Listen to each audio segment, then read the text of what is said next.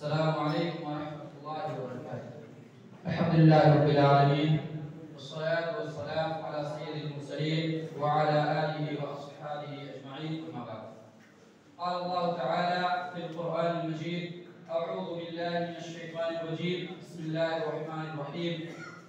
للرجال نصيب مما ترك الوالدان والأقربون وللنساء نصيب مما ترك الوالدان والأقربون مما قل منه أو كثر نصيبا مفروضا.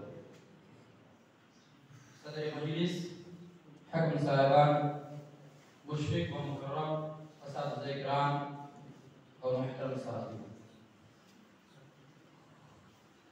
اسلام ایک عالمی دین ہے اور بنی نوع انسان کے لیے ایک مکمل ضابطۂ حیات بھی ہے جو ہر دور میں ہر طبقہ کے لوگوں کے لیے قابل عمل ہے اور ان کو ہدایت کی راہ دکھاتا ہے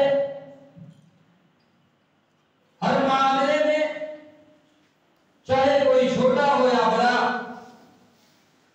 کمزور ہو یا طاقتور، ہر ایک کو عدل و انصاف مہیا کرتا ہے۔ میرے بھائیوں، اسلام نے ایسے ایسے قوانین اور ضوابط متعارف کرائے ہیں جن میں چھوٹی سی چھوٹی چیز سے لے کر بڑے سے بڑے معاملات کی وضاحت کر دی ہے۔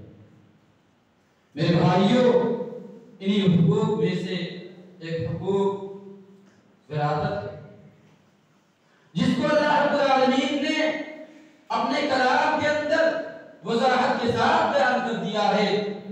ہر حصے دار کے حصے کو مقرر کر دیا ہے، بھائی کو کتنا ملے گا، بہن کو کتنا ملے گا اور دوسرے رشتہ داروں کو کتنا ملے گا۔ اللہ رب العالمین نے اس کو اپنے کلام کے اندر بیان کر دیا۔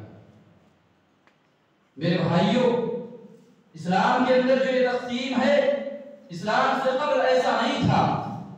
اگر ہم زمانے جاہلیت کو دیکھتے ہیں، اللہ کے رسول صلی اللہ علیہ وسلم کی بعثت سے قبل اگر ہم نگاہ ڈالتے ہیں تو ہمیں پتہ چلتا ہے کہ دور جاہلیت میں وراثت کے تعلق سے جو قانون تھا بڑا ظالمانہ تھا۔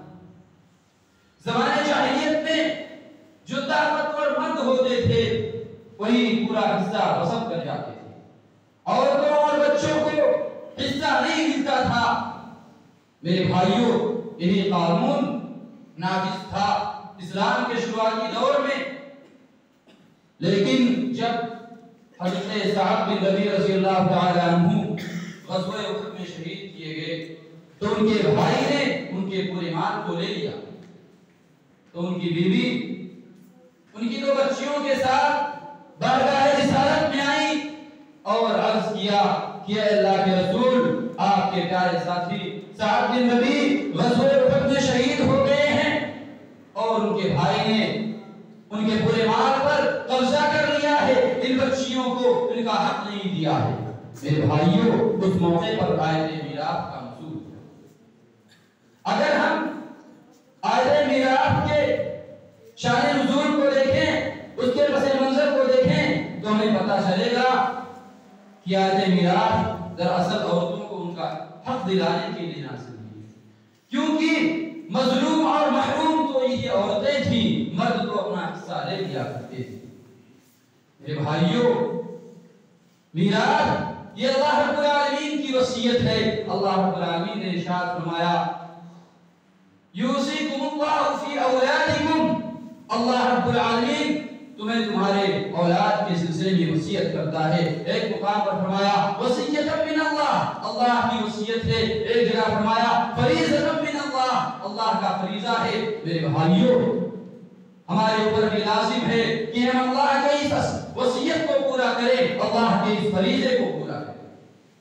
اللہ رب العالمین نے ارشاد فرمایا للرجال نصیب مما ترک الوالدان والاقربون وللنساء نصیب مما ترک الوالدان والاقربون مما قل منه او كثر نصیبا مفروضا، یعنی مردوں کے لیے جو ان کے والدین اور قریبی رشتہ دار چھوڑ کے جاتے ہیں ان میں حصہ ہے، اسی طریقے سے عورتوں کے لیے بھی جو ان کے والدین اور ان کے قریبی رشتہ دار چھوڑ کر جاتے ہیں ان میں ان کا حصہ ہے، چاہے مال زیادہ ہو یا کم۔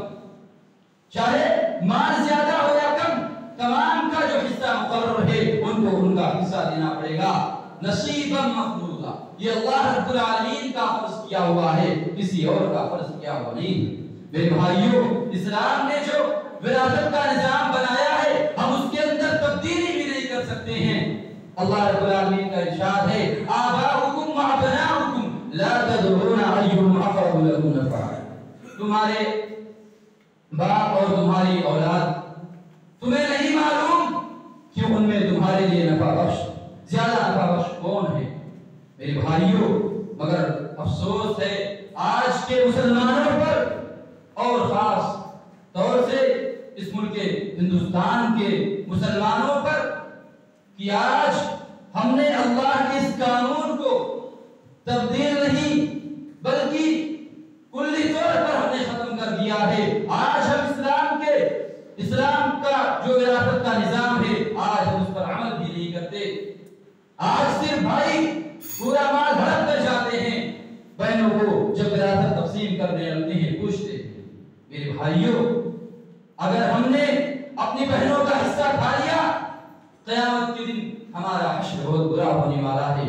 اللہ کے رسول صلی اللہ علیہ وسلم نے فرمایا من اخذ شبرا من الارض ظلما فانه يطبقه يوم القيامه من 7 اراضين، جس نے ظلمن کسی کا ایک بالشت زمین ہڑپ کر لیا قیامت کے دن اسے 7 زمینوں کا طوق پہنایا جائے۔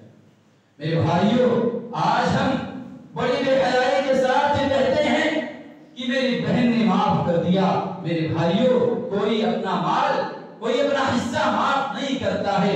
آج ہمارے سماج نے بہن بیٹیوں پر اس طریقے سے ظلم کیا ہے، اس طریقے سے ان کے اندر سے یہ وراثت کا جو ان کا حق ہے ان کے دماغ سے نکال دیا ہے کہ ان کا بھی حق ہے۔ میرے بھائیوں، ہمیں اللہ رب العالمین کے اس وصیت کو پورا کرنا چاہیے۔